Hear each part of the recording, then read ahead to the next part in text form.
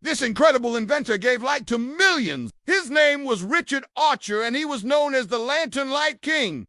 He grew up in a village and saw firsthand how dangerous it was. Without any lights, there were no street lamps or anything, and since everyone used oil lamps, there would often be fires. People would also get hurt because they couldn't see where they were going. So he decided to invent something that would give light to millions. He started experimenting with different materials and designs, and after many attempts, he created a lantern that could light up an entire village. It had a special glass globe that would magnify the flame of a candle and direct it downwards. This made the lantern really bright, and it could even light up for 12 hours straight.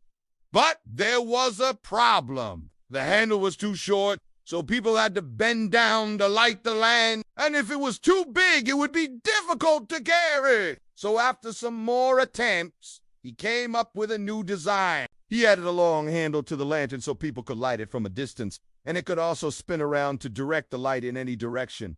But this wasn't enough. He wanted to make the light even brighter, so he came up with the idea of putting multiple globes on top of each other. This way, the light would be spread out and wouldn't be as concentrated. And because each globe had a separate flame, it made the whole thing even brighter. He called his invention the Aegon lamp, and it became very popular. There are still some of these lamps around today, and they reused in places like India and Nepal. But sadly, not everyone could afford these expensive lamps. So Richard came up with another idea. He invented a cheaper version called the rushlight. It didn't have a glass globe, but it did have a metal shade that protected the flame from the wind. These were much simpler and cheaper to make, but they weren't as bright. Nonetheless, millions of people got light for the first time, and many villages were saved from fires and accidents. So the next time you see a lamp, remember the man who gave light to millions. Thanks for watching, and see you in the next video.